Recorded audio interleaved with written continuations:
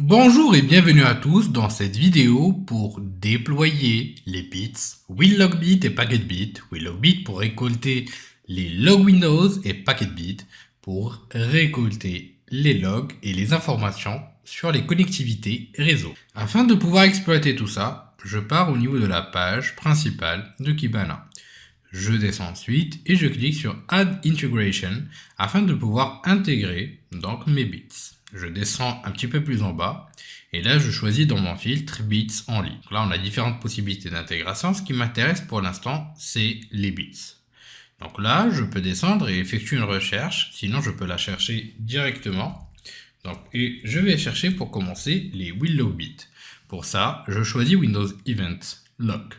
Donc grâce à la suite élastique, donc là en fait ce qui est vraiment très puissant, c'est que je peux automatiser toutes ces différentes tâches et ça c'est un point qui est très important. Il me suffit de copier directement le lien et de suivre donc directement les différentes préconisations d'Elastic pour pouvoir effectuer ma connexion. À savoir que Elastic m'accompagne jusqu'au dernier point, c'est-à-dire de recevoir les différentes datas qui vont pouvoir être analysées. Maintenant, je me dirige vers ma machine Windows. Une fois au niveau de ma machine Windows, je colle le lien qui m'a été donné. Je vérifie, ou je peux choisir si je souhaite effectuer l'installation via NMSI, donc qui est en bêta, ou bien est-ce que je vais utiliser le zip. Donc, si je reviens vers ma machine Elastic, en fait, on nous conseille directement de pouvoir utiliser le zip. Donc, c'est ce qu'on va pouvoir utiliser. Il faut toujours éviter les bêtas, parce qu'il y a toujours des problèmes avec les bêtas, comme vous l'aurez compris. Ensuite, je vais me diriger dans ces deux points, et ensuite dans Programme. Donc là, je copie tout simplement le fichier que je viens de télécharger, que je vais extraire ici. Voilà, je ne vais pas l'afficher. En fait, il va me demander d'avoir les privilèges et droits. Donc du coup, je vais l'extraire au niveau du bureau et je vais le recoller au niveau de ces deux points, Program Files ou Programme si vous êtes en français. Donc je vais supprimer ce fichier-là. Donc c'est question surtout de privilèges. Je reviens ici, je recopie tout ça et je le colle ici. Voilà, donc là nous avons notre petit dossier. Je peux le renommer simplement au WinLogBit. Parfait. Et là, j'ai mon fichier qui est prêt. Maintenant, avant de pouvoir utiliser WinLogBit ou l'installer en tant que service, donc là on a le petit script PowerShell pour le faire, et le test qu'on peut faire avec l'exécutable, je lance ou je peux lancer mon petit fichier WinLogBit. Si vous souhaitez WinLogBit.yaml pour la config. Si vous souhaitez que ça soit un petit peu plus beau niveau donc visibilité entre parenthèses, vous pouvez directement télécharger la version ou une des versions de Notepad. Donc là, ils ont des petits codes. Donc d'ailleurs, maintenant, puisque c'est la tendance et pour la guerre d'Ukraine, donc là, c'est Not War. Déclare variables Not War. C'est assez fun. Et malheureusement, c'est le cas aujourd'hui et c'est triste ce qu'on est en train de voir. Du coup, là, nous avons notre petit fichier winlogbit.yml qu'on peut voir et qu'on peut donc tout simplement analyser. On voit déjà que le fichier YAML va nous permettre de pouvoir récupérer les events Windows, notamment les données d'application. Donc, il va ignorer par défaut tous les logs plus vieux que de 72 heures. Il va récupérer aussi les logs système, sécurité, 6 mois s'il y en a, PowerShell, spécifiquement les event ID suivants. Là aussi, PowerShell, donc PowerShell operational, donc les event ID suivants, et aussi va pouvoir forwarder tous ces différents events. Donc là, en fait, on a le nombre de charts qui va être créé, qu'on peut modifier. Donc là, je peux en mettre à 5 si j'ai vraiment beaucoup de data et je veux vraiment que ce soit assez poussé, assez rapide. Et d'autres configurations qui vont pas forcément m'intéresser tout de suite, mais que je vais quand même traiter. Donc là, on retrouve un petit peu plus en bas, notamment la config qui nous intéresse, c'est l'output Elasticsearch. C'est-à-dire qu'on va tout forwarder à ce moment-là à Elasticsearch. Pour ce, je reviens sur Ubuntu. Donc là, comme vous pouvez le voir, donc là, le répertoire, il n'y a pas de problème. Donc là, on est dessus. Et avant de pouvoir installer tout ça en tant que service, donc ce que je vais faire, c'est que je vais modifier tous ces différents éléments. Donc je vais copier tout ça. Donc je vais aller sur Windows. Donc là, je vais garder juste le pipeline, donc qui va me permettre d'identifier le host que je vais utiliser. Là, je spécifie l'hôte sur lequel est installé Elasticsearch, c'est-à-dire mon serveur. Donc j'utilise un IP A rapidement. je copie l'adresse IP comme qui suit, je reviens vers Elastic, je pose mon URL 9200 pour le port par défaut. Donc là, il faut aussi que je spécifie le password. Pareillement, donc là, je spécifie le password d'Elastic. Après, je peux aussi utiliser une clé d'API. Et ensuite, donc là, je vais revenir vers ça. Donc c'est le fingerprint du certificat de sécurité. On va le récupérer par la suite. Et là, je récupère aussi l'adresse IP ou l'URL, donc tout simplement de Kibana. Donc c'est la même adresse IP, mais sauf que c'est en 5601. Donc ça permettra principalement de pouvoir créer en fait une interface en fait qui va me permettre d'avoir donc les dashboards donc de WinLogBit qui sont présents par défaut. Afin de récupérer sur ce fingerprint et permettre de pouvoir transférer les informations en toute sécurité, je me dirige tout simplement vers mon dossier ETC, Elasticsearch. Donc là, j'ai le dossier certs avec tous les certificats de sécurité. Et là, ce qu'il me faudra faire, tout simplement, c'est un petit OpenSSL, un X509, donc pour les certificats, notamment SSL qui sont utilisés, donc la norme qui va être utilisée, donc fingerprint, SHA-256, voilà, donc l'algorithme utilisé, et là, je choisis. Là, c'est en fait l'autorité de certification concernée. Donc voilà, excellent. Et là, en fait, j'ai tout simplement mon fingerprint que je vais récupérer. Je vais me diriger vers mon agent. Et là, je mets mon petit fingerprint. Donc j'enlève. Donc je peux faire un petit cut pour les enlever ou créer une petite ou effectuer une petite commande assez basique pour transformer tout ça, mais bon, on va le récupérer ou on va l'enlever assez rapidement. Maintenant que c'est fait, donc là, de toute façon, l'enregistrement ne va pas toujours ou ne va pas pouvoir être effectué question de droit sur ces deux points. Donc, je vais le mettre au bureau. Ensuite, je vais le copier directement dans mon répertoire. Donc, dans ces deux points, programme, WinLogBit.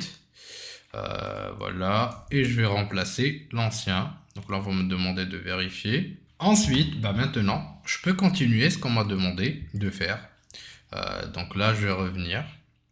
Donc tout est bon pour l'instant. Donc ce que je vais faire, c'est que je vais installer donc tout simplement WinLogBit en tant que service. Donc je vais démarrer PowerShell en mode administrateur. Je vais exécuter le install service. Donc ça va pas marcher parce que tout simplement la politique de sécurité par défaut de PowerShell ne le permet pas. Donc ce que je vais faire, c'est un EP bypass, donc un execution policy bypass. Et donc le PowerShell EP bypass va me permettre de pouvoir bypasser la politique de sécurité. Donc tout simplement qui permet d'éviter l'exécution de scripts PowerShell. Donc là, à ce moment-là, tout est bon. Donc je peux maintenant vérifier tout ça donc en utilisant tout simplement et exactement la commande qui m'a été donnée. Et bien sûr, donc juste un petit point que j'ai oublié, c'est de rajouter le petit HTTPS au niveau de l'hôte Elasticsearch, au niveau du serveur Elasticsearch. Sinon, en fait, il va le prendre en tant que en tant que serveur non sécurisé, donc il va passer par de l'HTTP et ça va nous permettre ou ça va pas nous permettre d'avoir une connexion. Maintenant que c'est fait, je reviens vers mon répertoire et j'effectue un test déjà pour commencer avec winlogbit.exe-e qui va me permettre de pouvoir lancer et exécuter ça en mode ligne de commande et non pas en tant que service. Je reviens sur mon serveur et ensuite je me dirige donc vers mon interface, je fais check data et bingo. Donc toutes mes informations sont arrivées et à ce moment-là, je peux commencer à récupérer mes informations et les afficher. Donc là, il va me rediriger directement vers donc la zone qui va concerner les logs. Donc là, on peut voir déjà que ça arrive. Et là, comme vous pouvez le voir, donc là, j'ai les logs WinLogBit qui sont remontés au niveau de mon flux ou de mon application d'analyse d'événements de sécurité. Avant de pouvoir continuer, il nous faudra donc tout simplement créer une clé de chiffrement qui va nous permettre de chiffrer les propriétés les plus sensibles au niveau des règles et des alertes qu'on va pouvoir, ou des actions aussi, qu'on va pouvoir stocker au niveau d'Elasticsearch. Et donc du coup, pour ça, il nous faudra donc tout simplement suivre les éléments qui seront spécifiés ici. Et pour ça, on va aller dans User, Share, Kibana. Et ensuite, en fait, on va aller dans Build. À partir de là, je vais utiliser tout simplement Kibana Encryption Case qui va me permettre de générer ces clés de chiffrement. Donc là, je vais choisir Generate au niveau de l'option, voilà, qui va me permettre de récupérer ces différents paramètres et donc de les créer. Et ensuite, je vais aller dans etc Kibana et faire un gedit. Et je vais aller dans kibana.yaml. Voilà. Et là, en fait, vous remarquerez qu'on les a pas, en fait. Du coup, je vais les ajouter en bas. Donc là, comme vous pouvez le voir sur le kibana.yaml, je les ai pas. Donc, je vais cliquer sur Save et je vais redémarrer le service Kibana. Donc, le service Kibana que je vais donc restart, tout simplement. Donc là, il est en cours de restart. Donc, si je fais un petit status, donc là, oui, c'est bon, il a redémarré. C'était assez rapide, hein. Une fois que ça a redémarré, nous allons nous réauthentifier dessus. Et là, en fait, ça va marcher comme sur des roulettes. Nous verrons après les modules sécurité qui sont très intéressants. Mais là, j'ai déjà mon petit wall logbit. Donc avec les différents logs que j'ai récupérés principalement de sécurité. À partir de là, bon, je peux cliquer sur View Host pour voir les différents hôtes au niveau desquels j'arrive à récupérer des différentes datas. Donc là, vous avez les différents hôtes, les différents aussi événements concernés qui seront répertoriés. Là, vous avez tous les messages concernant les différents events, le timestamp, le message concerné, comme vous pouvez le voir ici. Donc là, je peux aussi cliquer donc sur le petit bouton ici pour voir les différents détails de l'event. Et donc là, ici, comme vous pouvez le voir, c'est notre petit document. Donc là, si je clique sur JSON, vous avez l'index concerné, l'identifiant qui est généré de manière automatisée et les différentes informations, c'est-à-dire aussi les différents champs qu'on va récupérer avec les différents paramètres. Je vais fermer ceci. Et en cliquant aussi au niveau du nom donc de mon hôte, je récupère son identifiant, la première fois qu'il s'est connecté, l'adresse IP de ce dernier, l'adresse MAC, le système d'exploitation et ainsi de suite. Je peux revenir dans l'overview pour voir les différents éléments concernés ou les différents logs concernés. Donc là, comme vous pouvez le voir ici, j'ai les différents logs. Je peux aussi le voir sous format d'event. Donc là, comme on l'a vu d'ailleurs tout à l'heure, avec les différents types que je peux voir ici. Et bien sûr, on a aussi d'autres possibilités qu'on va pouvoir découvrir par la suite. Maintenant, on va essayer aussi de déployer NetworkBit pour récupérer les informations liées au réseau. La chose qu'on va faire, c'est tout d'abord de télécharger donc npcap. Donc en fait, npcap qui va nous permettre d'installer une librairie qui va pouvoir être installée ou qui va pouvoir être exploitée par Packetbit pour pouvoir signifier le trafic réseau et nous le forwarder par la suite. Donc là, je vais copier ça et je vais aller sur ma machine Windows. Donc là, d'ailleurs, une fois que c'est fini pour WinLogbit, je ferai un start service. Donc ensuite, WinLogbit.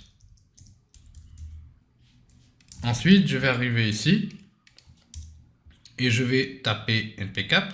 Je descends, je télécharge ensuite l'installeur et je lance l'installation de ce dernier. Donc l'installation ne devrait pas prendre beaucoup de temps. Voilà, le plus important c'est de la faire. Et ensuite, je vais choisir tout simplement le bit, Packetbit. Je choisis mon architecture. Donc là, généralement, on va choisir un MSI ou bien le zip comme d'habitude.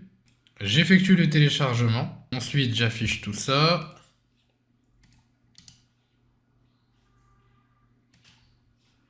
Ensuite, je récupère le Packetbit.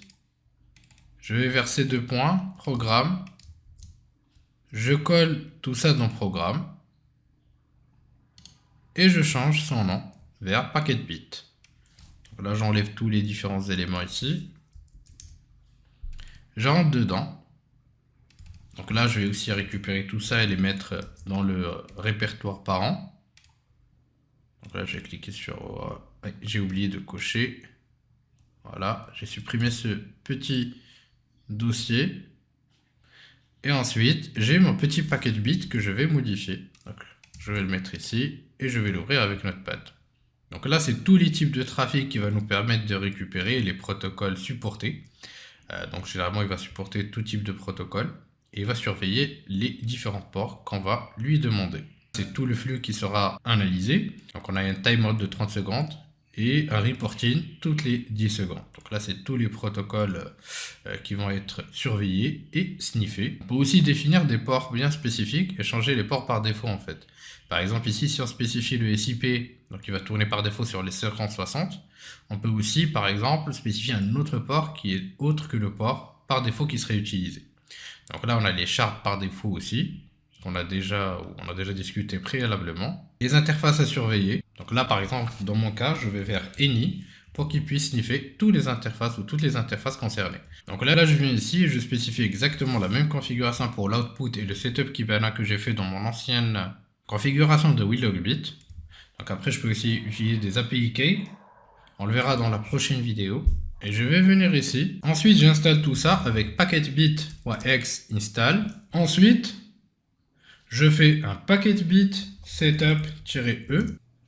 Et une fois qu'on a fait le setup, en fait, il va installer par défaut ou initialiser en fait la création des différents index ou de l'index qui va être exploité et initier la communication. Donc là, il me dit, voilà, il n'a pas réussi à se connecter avec notre Kibana puisque l'HTTPS effectivement n'est pas actif pour la communication. Donc nous verrons après comment sécuriser ou les meilleures pratiques de sécurisation.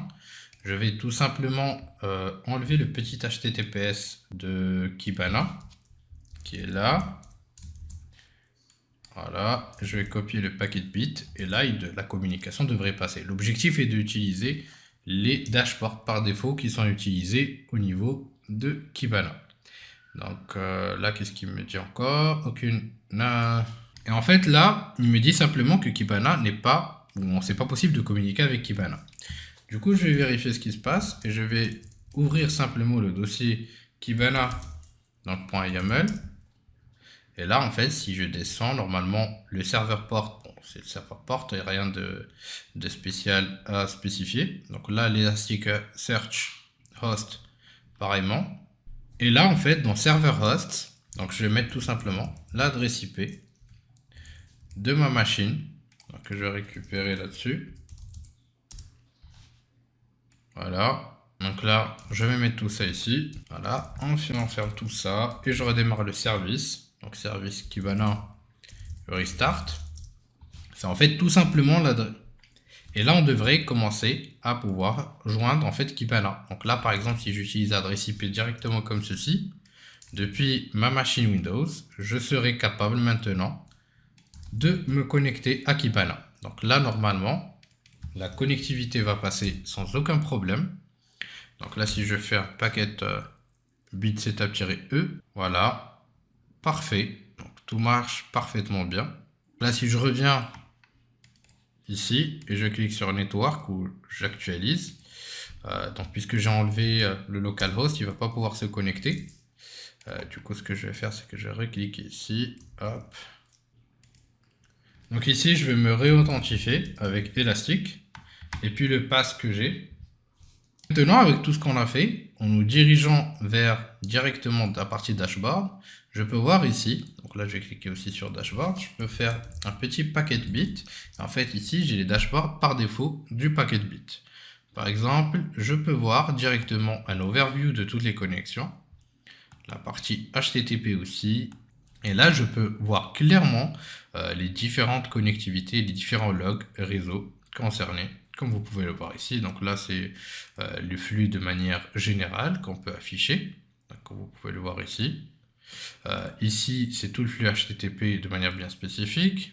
Ici c'est le flux DNS, comme vous pouvez le voir ici, ou encore tout ce qui va être.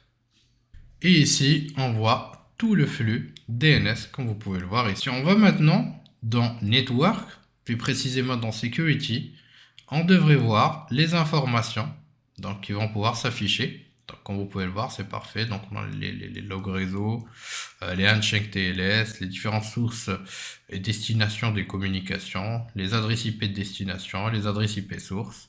Et en fait, ça ne vous sort pas que les datas sur votre machine bien spécifique, mais en fait, ça vous sort aussi toutes les connectivités qui vont pouvoir passer sur le réseau, vu que ça fait aussi un petit sniffing sur le réseau pour pouvoir donc intercepter les requêtes qui passent. Comme vous pouvez le voir ici, on a plusieurs adresses IP qui vont être interceptées.